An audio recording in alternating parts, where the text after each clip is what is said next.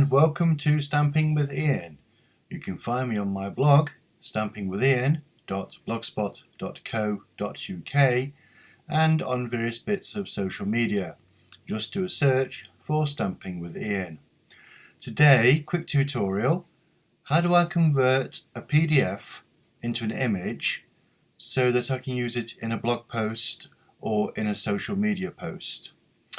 I'm using a Mac for this. It's dead easy on a Mac, not so easy with a PC, so I've got to figure that out before I do another video. But this one, yeah.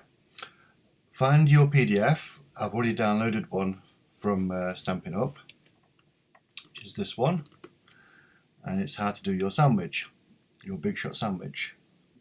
The bottom is off because of the resolution I've set the screen recorder at. But I suppose I can make it. There we go. There we go. There we go. That's our sandwich.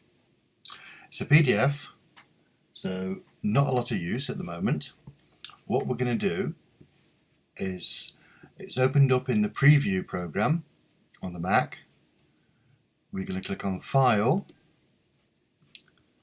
Export, and that brings us up a little dialog box. There's our file name. I'm just going to save it to the desktop so I can find it again. And there's the PDF. We want it as an image, so I'm just going to click on JPEG, and that's all I have to do. Click on Save,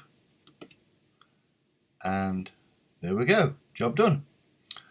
Close the preview, close the PDF I should say, and tucked away on my desktop is the image, which is the same as the PDF. There we go. I'll just shrink it a bit, and there's your image to use on Facebook or social media. As you can see, really easy. Have a go yourselves. Okay.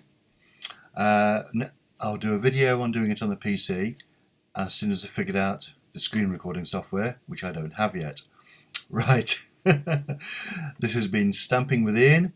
Have a lovely day, and I will speak to you all again soon. Bye now.